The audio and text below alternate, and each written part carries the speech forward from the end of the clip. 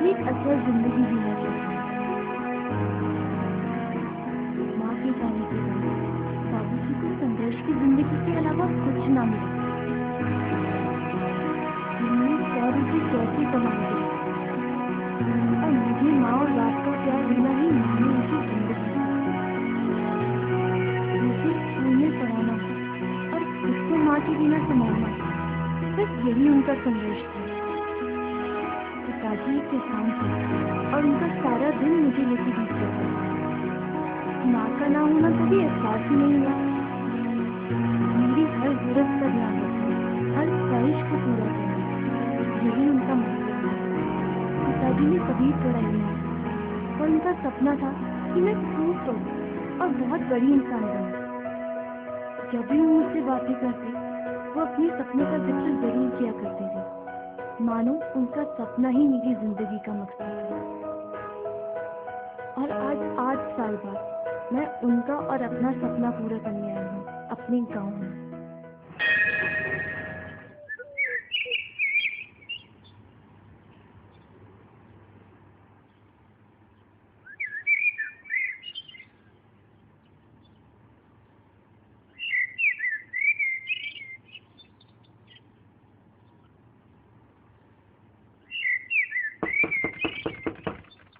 कौन है?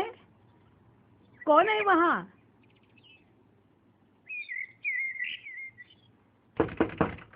कौन है? दादी माँ। रोशनी बेटी। कैसी है आप? मैं मजे में हूँ। कैसी है बेटी? मैं ठीक हूँ दादी। मैं भी ठीक हूँ। तू रुक जरा।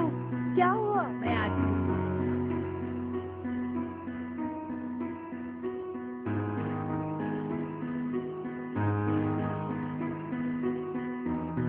दादी आप भी ना।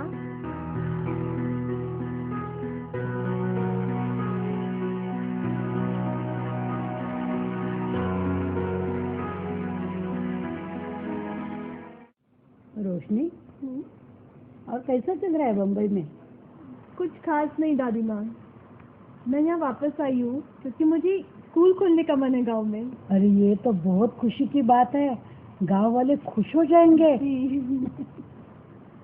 अच्छा दादी माँ, ये लक्ष्मी मौसी कहीं नजर नहीं आ रही। कहाँ है सब लोग? कैसे हैं? अरे सब लोग ठीक है, अपनी अपनी जगह पे काम कर रहे हैं। तू जाके उनसे मिल के आ, बहुत लोग खुश हो जाएंगे।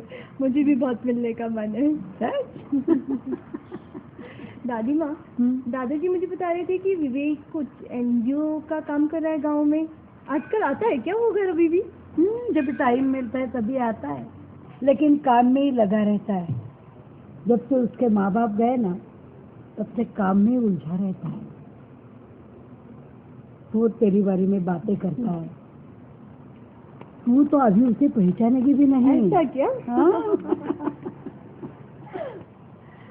और सुन रोशनी, तू रवि के साथ गांव में जा और पूरा गांव देख के आ। गांव के लोगों को तुझे देख के बहुत खुशी होगी। मुझे भी सबसे मिलना है। ठीक है, और मेरे को खाने में खिचड़ी ही चाहिए। खिचड़ी? हाँ। जरूर बनाऊंगी। आपकी हाथ की खिचड़ी। हाँ। चलो। आज बेटा मैं बहुत खुश हूँ। तुम जो आ गई हो। आते जाते लोग पूछते हैं, सदानंद बाबू बूढ़े हो चले हो आजकल। बेटा इस गांव के विकास के लिए कुछ करो। जी दादा। और मैं सोचता हूँ कब मेरे बेटी रोशनी आएगी और इस बूढ़े का सहारा बनेगी। हाँ बेटा, तुम मेरे साथ चलोगे उस तालाब पे? तुम बचपन में जहाँ खेला करती थी। जी दादाजी, कल चलते हैं ना हम लोग। जब भी तेरी याद आती है ना, तो मैं चला जाता हूँ उसी जगह। दादाजी, मैं सोच रही थी कि मैं इस गांव में स्कूल खोलूं। अरे वाह, बहुत अच्छी बात है बेटा। कल सुबह ही चलते हैं हम गांव में। हाँ?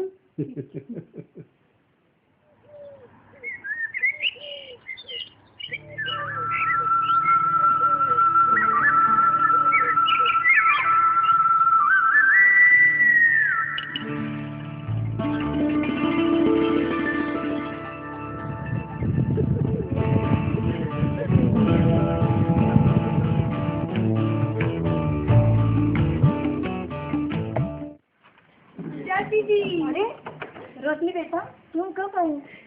कैसे हैं आप? अभी सुनते हो? देखो कौन आया है। रोशनी, बिजली भी नहीं है अभी। इनको कितनी बार बोलती हूँ केरोसिन रखा करो घर पे, फिर भी मेरी बात नहीं। कोई बात नहीं चाची जी, मैं अभी सुनते हो? देखो ना कौन आया है। सदानंद बाबू की लड़की। अरे क्या होगा? नमस्ते नमस्ते। अरे कितनी बड़ी हो गई बेटी तू। ठीक है ना तू? हाँ, आप कैसे? एकदम ठीक है बेटी। हाँ, आता रोशनी, एक रोशनी आया ना तो दूसरे रोशनी का मैं इंतजाम करता हूँ। चाचा जी कैसे रहेगा? अभी आज मैं जल्दी में हूँ, मैं कल आती हूँ। क्या है बेटी, हमारे यहाँ बिजली कभी जाती है कभी आती है, कुछ नहीं पता। अब तो ठीक है ना, एक बार करता हूँ। ठीक, हो गया हो गया। चलिए चाचा जी, अभी मैं चलती हूँ। ठीक है ठीक है। नमस्ते। नमस्ते काकी जी। नमस्ते काका जी। कैसे हो रोशनी बेटी? लक्ष्मी कह रही थी आप तो बहुत बड़ी हो गई है। मैं सही हूँ काकी जी, आप सुनाइए, आप कैसे हैं? मैं अच्छी हूँ, ठीक ठाक हूँ। कल मैं जतिन से मिली। जतिन और नेहा स्कूल नहीं जाते हैं क्या? अरे रोशनी बेटा, इस गांव में कोई ढंग का स्कूल है? और सावित्री बिटिया रात में बच्चों को पढ़ाती है। अगर बिजली ना हो तो वो भी रह गए। अगर गांव में बिजली की इतनी समस्या है तो आप सब लोग चुप क्यों है? इसका अभी तक हल क्यों नहीं निकाला गया है? जब से आपके दादाजी सरपंच बने हैं ना, सब ठीक ठाक है। खाली समस्या है तो बिजली की। अब रोशनी बिटिया आई है ना तो सभी समस्याओं का हल निकल जाएगा। जी चलो काका जी, काकी जी, हम लोग चलते हैं। मैं इस सबका ध्यान देती हूँ और आप बच्चों की पढ़ाई का ध्यान दीजिए।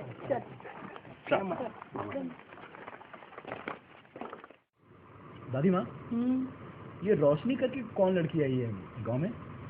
मालूम नहीं तुझे? पूरे गांव में उसी के चर्चे हैं। लगता है बचपन की यादों को भूल गया मिस्टर एनजीओ। 8 साल में बहुत कुछ बदल जाता है। दुनिया तो नहीं बदलती। हाँ, लोग थोड़े लंबे दोनों हो जाते हैं। देखा आपने, अभी भी वही लड़ाकू पर। कैसी है तू? मैं ठीक हूँ। सुना?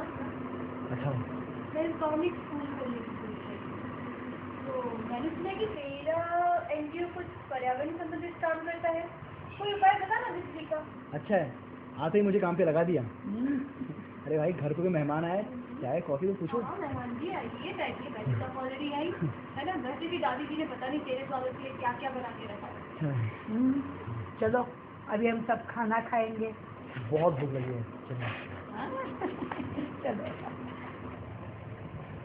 अच्छा रोशनी, मुझे एक बात समझ नहीं आई, तुम मुंबई छोड़ के यहाँ गांव में स्कूल क्यों चलना चाहती हो? अच्छा एक बात बता, जब गाँव से लोग शहर में जाके सपने देख सकते हैं तो शहर के लोग गाँव में क्यों नहीं देख सकते? ये तो अपने अपने विचारों की बात है ना। इस बात पे मैं सहमत हूँ। चलो खाना खा लो। मुझे मालूम है तुम दोनों को बहुत बातें करनी है। खाना खाते खाते बातें कर लो।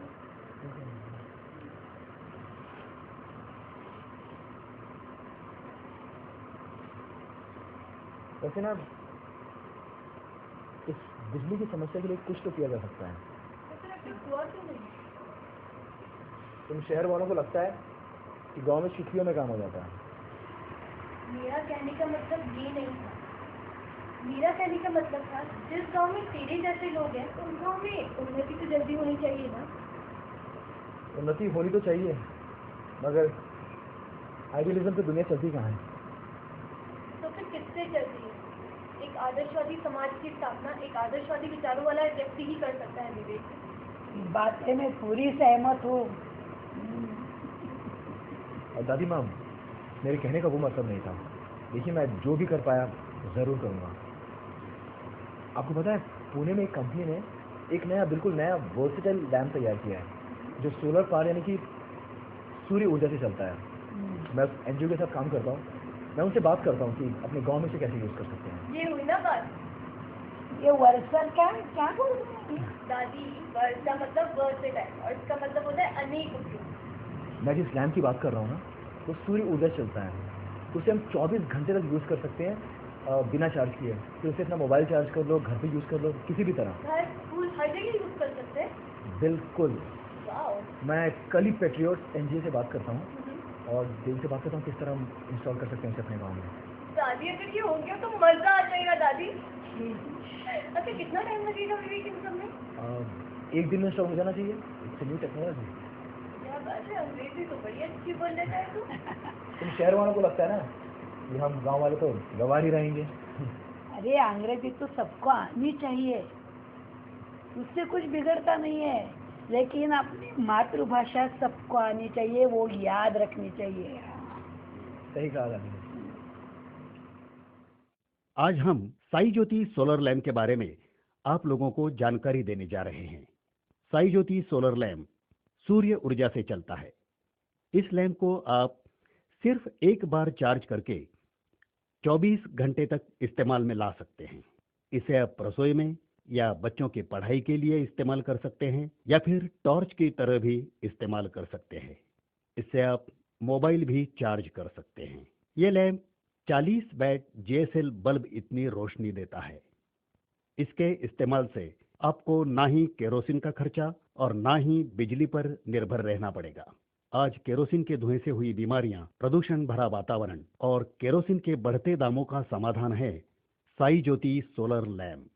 इसकी रोशनी को आप अपनी सुविधा के अनुसार बढ़ा भी सकते हैं या घटा भी सकते हैं। इसकी बैटरी 5 साल तक इस्तेमाल की जा सकती है। बैटरी की कीमत है सिर्फ 500 रुपया और वो भी 5 साल में एक बार। साई ज्योति लैम्प का इंस्टॉलेशन कुछ घंटों में हो सकता है। इस लैम्प के बारे में अधिक जानकारी के लिए पैट्रियट एनजीओ से संपर्क कर सकते हैं या फिर लॉग ऑन कीजिए www.saijyoti.org। ये लैम्प पुणे में बनती है और इसकी वारंटी 2 साल तक है।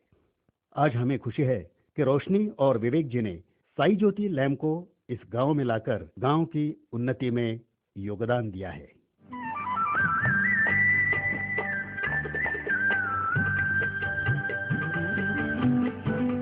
कौन है बता?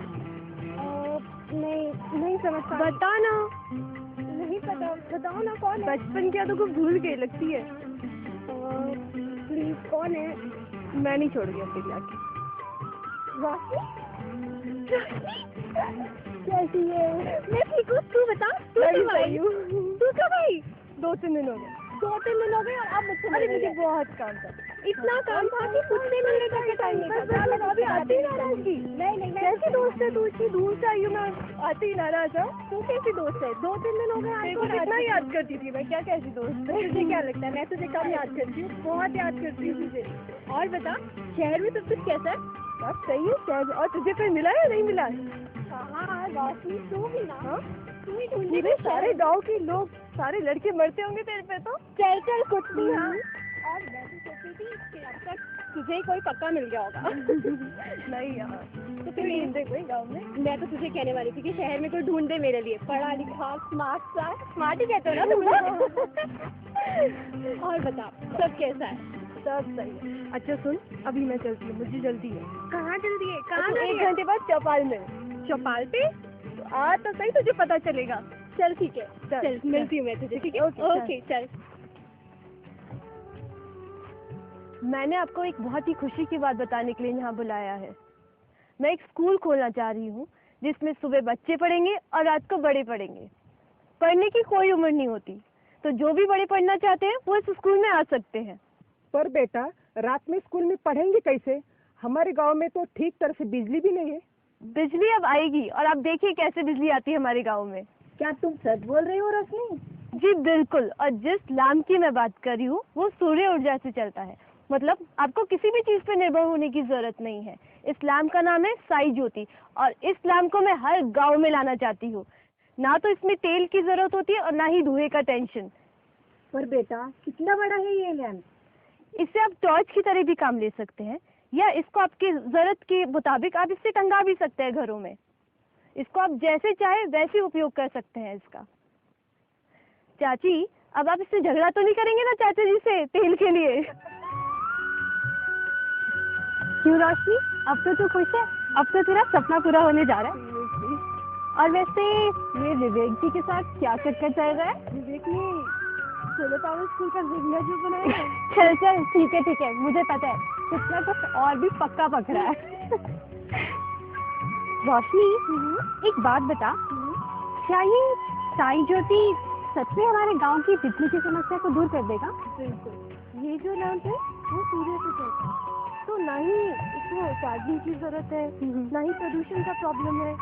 अब तू देखना कैसे हमारे गांव के बच्चे रात को भी पढ़ पाएंगे। मान गए तुझे रोशनी, तू तो सच में हमारे गांव की रोशनी है। देख लेना एक दिन ना पूरा देश तुझे इस नाम से जानेगा, इस देश की रोशनी। पर अभी भी बहुत काम बाकी है। मुझे खुशी है कि मैं अपने बाबा का सपना पूरा कर पा रही हूँ। अच्छा ये बता तेरे रिश्ते का क्या हुआ? जब सब कुछ ठीक हो जाएगा ना तो सबसे पहले तुझे ही बताऊंगी। चल।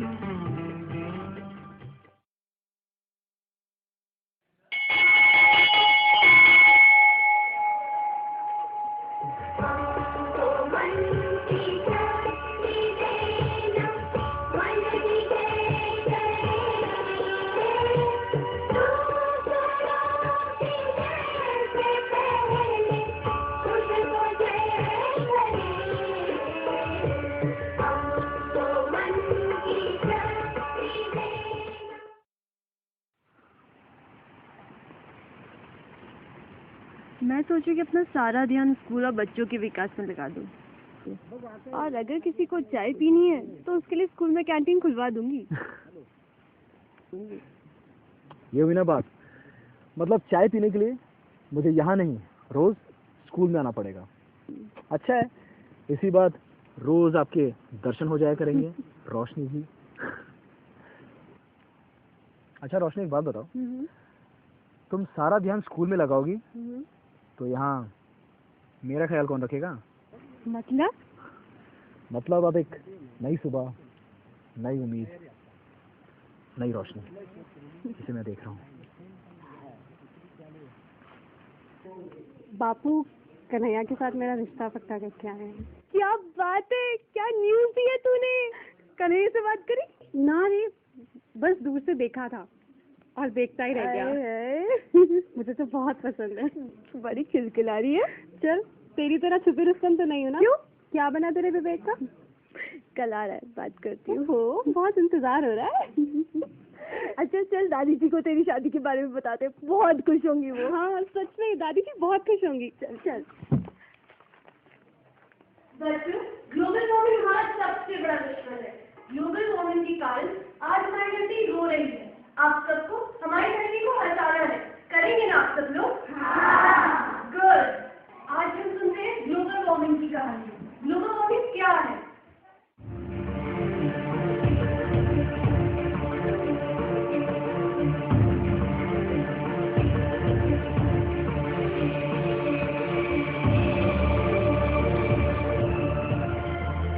मानवीय गतिविधियां धरती की तपन बढ़ाने में ज्यादा कारगर है। इन सभी गतिविधियों के कारण वातावरण में कई प्रकार की गैसें उत्पन्न होती हैं, जो कि धरती की तपन को बढ़ाती हैं। इन गैसों को ग्रीन हाउस गैस कहते हैं, जैसे कि कार्बन डाइऑक्साइड, मीथेन और नाइट्रस ऑक्साइड। ये ग्रीन हाउस गैस जैसे कि कार्बन डाइऑक्साइड कुछ मात्रा में होनी जरूरी है, क्योंकि ये पृथ्वी को गर्म रखती है, जिस वजह से यहाँ पे जीवन संभव है। परंतु जब इसकी मात्रा जरूरत से ज्यादा बढ़ जाती है तो ये धरती की तपन को बढ़ाती है। अब मन में ये प्रश्न उठता है, क्या वाकई धरती की तपन बढ़ रही है? तो इसका प्रमाण है कि धरती का तापमान 14 डिग्री सेल्सियस है। पिछले 100 सालों में ये तापमान 0.74 डिग्री सेल्सियस से बढ़ चुका है। अनुमान लगाया जा रहा है कि आने वाले 100 साल में ये तापमान 1.1 से 6.1 डिग्री सेल्सियस तक बढ़ सकता है। ग्रीनहाउस गैसों की मात्रा बढ़ने के लिए मानवीय गतिविधियां ही जिम्मेदार हैं। जैसे हम जानते हैं, चाहे घर हो या फैक्ट्री, बिजली का हर जगह बहुत मात्रा में प्रयोग होता है और ये बिजली बनाने के लिए कोयला जलाया जाता है, जिससे ग्रीन हाउस गैस उत्पन्न होती है। गाड़ियों की तादाद दिन प्रतिदिन बढ़ रही है, जिससे धरती की तपन बढ़ाने वाली गैस पैदा होती है। कारखानों से निकलता हुआ धुआं भी यही काम करता है। सीमेंट, लोहा और स्टील बनाने वाले कारखानों से निकलने वाली गैस तपन बढ़ाती है। सूखे पेड़ पौधे और पत्ते जलाने से भी ये गैस उत्पन्न होती है। चावल के खेतों से भी ये गैस निकलती है। गाय और भैंसी भी ये गैस पैदा करती हैं। पेड़ों को काटने से भी धरती की तपन बढ़ती है। जहाँ पे शहर का कूड़ा डाला जाता है वहाँ पे भी ये गैस उत्पन्न होती है। और इन सब का क्या परिणाम होता है, आइए देखते हैं। बर्फ की चट्टानें तेजी से पिघल रही हैं, जिसके कारण नदियों और समुद्रों में पानी का स्तर बढ़ रहा है, जिससे बाढ़ आ जाती है। धरती की तपन से बारिश आने की तीव्रता और समय में काफ़ी बदलाव आ जाएगा, जिसके कारण कई जगहों पे बाढ़ आ जाएगी और कई जगह सूखा पड़ेगा। रोग फैलाने वाले कीटाणुओं की मात्रा बढ़ जाएगी। डेंगू और मलेरिया जैसी बीमारी ज़्यादा लोगों को अपनी चपेट में ले लेंगी। फसलों की उपज आज की तुलना में काफ़ी कम हो जाएगी। पीने के पानी की उपलब्ध मात्रा काफ़ी कम हो जाएगी और इससे हम सभी की ज़िंदगी पर बहुत असर पड़ेगा। तो आप बताइए, धरती की तपन को कम करने के लिए हमें क्या करना चाहिए? क्या सिर्फ बैठकर देखना और इंतज़ार करना चाहिए? नहीं, हमें आज ही कुछ करना होगा।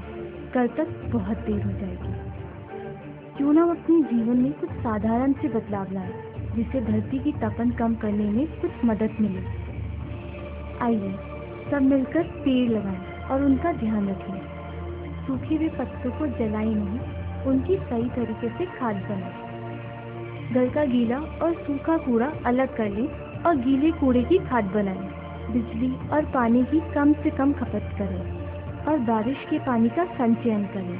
छत पर गिर रहे बारिश के पानी को पाइप द्वारा बाल्टी में जमा कर लें और उसे ही इस्तेमाल में लाएं। डब्बे और बोतलों को दोबारा इस्तेमाल में लाएं। कपड़ों को ठंडे पानी में ही धोएं। सूरज की ऊर्जा से चलने वाले उपकरणों का इस्तेमाल करें। घर की दीवारों को हल्के रंग से रंगें और बिजली बचाएं।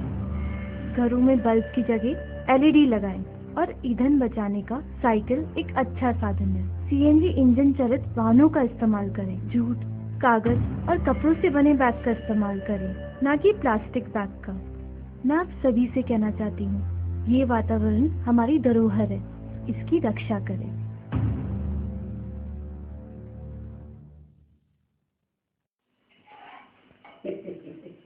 अरे भगवान, सारा गांव अपनी रोशनी की तारीफ कर रहा है और तुम बैठी हो यहाँ पर रसोई में। पोती किसकी है? हाँ, बिल्कुल सही कहा। क्यों, मेरी नहीं है? हाँ, आजकल मुझे अपने बेटे मनोहर की बहुत याद आ रही है। अच्छा, अपना मनोहर होता तो। हाँ, चल रोशनी को फोन कर ले। अरे, मोबाइल में चार्ज नहीं है। अरे, जब अपने पास साइज होती है तो चार्जिंग का क्या प्रॉब्लम? हाँ? हे राम, मैं तो ये भूल ही गई। अच्छा, तो मैं मोबाइल चार्जिंग करा के रोशनी को फोन करता हूँ। ठीक है। तब तक तुम अच्छा सा खाना बना लो। हाँ? धन्यवाद साइज होती, तुम हो इसीलिए मैं रोशनी के साथ फोन पे बात तो कर सकती हूँ। धन्यवाद। आज हम खड़े हैं उस गांव में जहां कुछ महीनों पहले तक एक भी बच्चा शिक्षा नहीं ग्रहण कर पा रहा था, लेकिन आज हर एक बच्चा स्कूल जा रहा है। ये मुमकिन हुआ है यहाँ की जन्मी रोशनी के कारण, उनके दृढ़ संकल्प के कारण। 8 साल बाद लौटी रोशनी अपने गांव के विकास के लिए एक विद्यालय खोलने आई।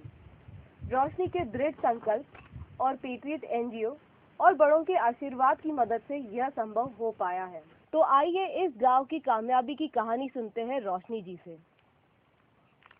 मैं बस इतना बोलना चाहती हूँ कि अगर इंसान कुछ सोचता है तो उसको अपनी सोच पे अमल भी करना चाहिए। मुझे बहुत खुशी है कि मैं इस गांव में साई ज्योति लेके आई और इस गांव के विकास के लिए कुछ कर पाई हूँ। और इस कार्य को हम पूरा कर पाए हैं नाबार्ड और पेट्रियट की मदद से, जो कि इस गांव में साई ज्योति लैंप लेके आए। साई ज्योति लैब इस गांव में आत्मनिर्भरता का एक उदाहरण बन गया है। मैं साई ज्योति और उन सब लोगों को धन्यवाद देना चाहती हूँ जिन सब ने मेरा इस परिवर्तन लाने में मदद की है। धन्यवाद। तो ये थी रोशनी जी, जो एक प्रेरणा की स्रोत बन चुकी है।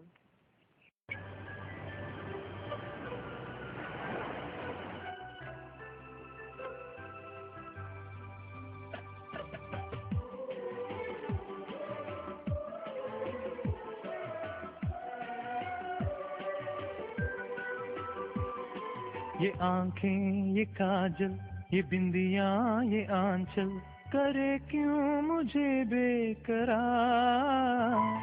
तुम्हीं से ये दिल मेरा करता है क्यों इतना प्यार। तुम्हीं से ये दिल मेरा करता है क्यों इतना प्यार। तुम्हीं से ये दिल मेरा करता है क्यों इतना प्यार। खिलती सुबहों से ढलती शामों से, मेरे अपनों से और बेगानों से पूछता हूँ मैं क्यों बार बार। तुम्हीं से ये दिल मेरा करता है क्यों इतना प्यार।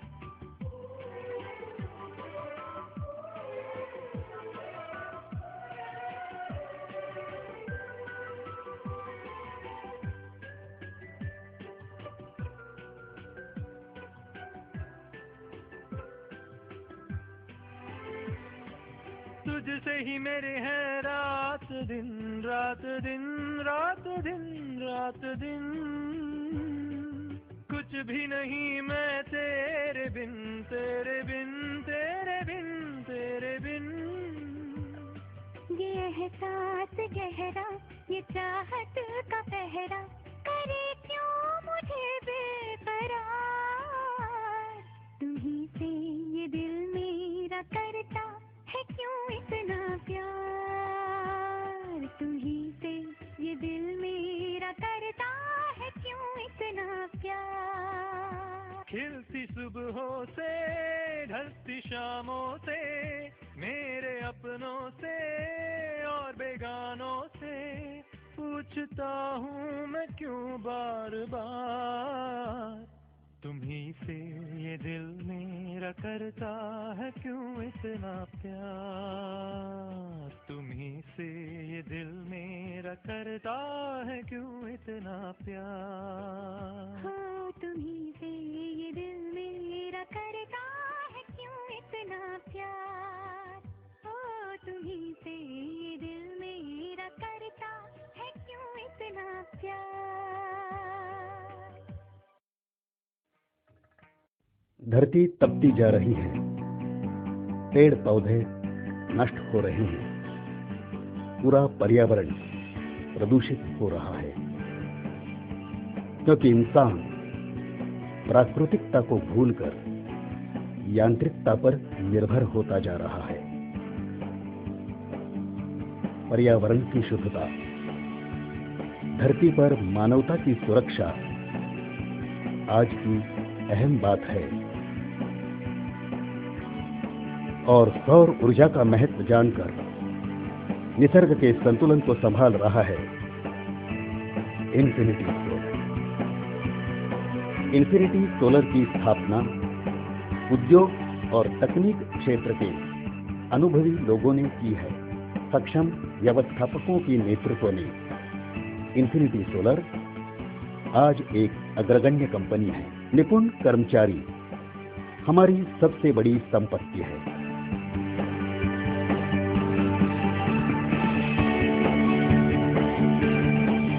नित्य होने वाले ट्रेनिंग की मदद से वे नई तकनीक से अवगत है। अच्छी सुविधा और तकनीक से समृद्ध कर्मचारियों के वजह से हम नए उपकरणों की खोज के लिए माहिर हैं। सौर ऊर्जा आज की जरूरत है और सौर ऊर्जा का महत्व इन्फिनिटी सोलर ने जाना है।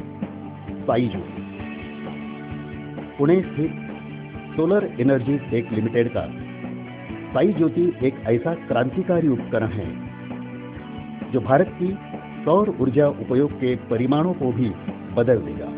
इसमें इस्तेमाल होने वाली पीवी पैनल ऊर्जा संवर्धन तकनीक और लिथियम बैटरी इसको अधिक कार्यक्षम बनाती है।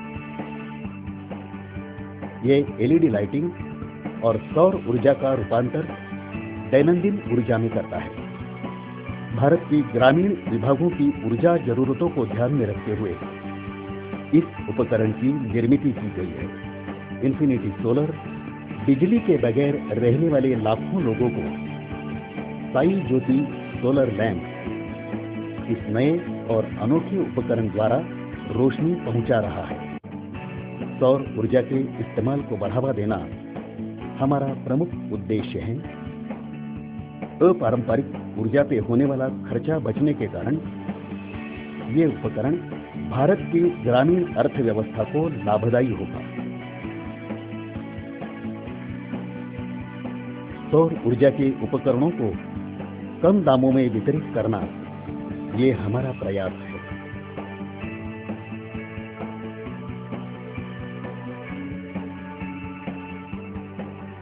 साई ज्योति के अलावा infinity Ecolet bulb and tube, solar Ecolet commercial light, street light और सोलर यूपीएस भी बनाते हैं। आधुनिक तकनीक का उपयोग करके सारे उपकरणों की जांच यहाँ वैज्ञानिक पद्धति से होती है। क्वालिटी एश्योरेंस हमारी पहली प्राथमिकता है। हमारा संशोधन एवं विकास विभाग बेहतरीन क्वालिटी के लिए कार्यरत है। इन कठिन मापदंडों के बदौलत हम आज ग्राहकों की पहली पसंद है। ग्रीन हाउस इफेक्ट और पर्यावरण का अभ्यास करने के लिए कंपनी का स्वतंत्र विभाग है।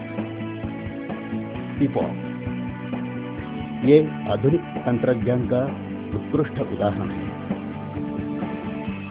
इन्फिनिटी सोलर द्वारा संशोधित किया हुआ पीपॉक ये उपकरण सौर ऊर्जा से स्टीम और बिजली पैदा कर सकता है।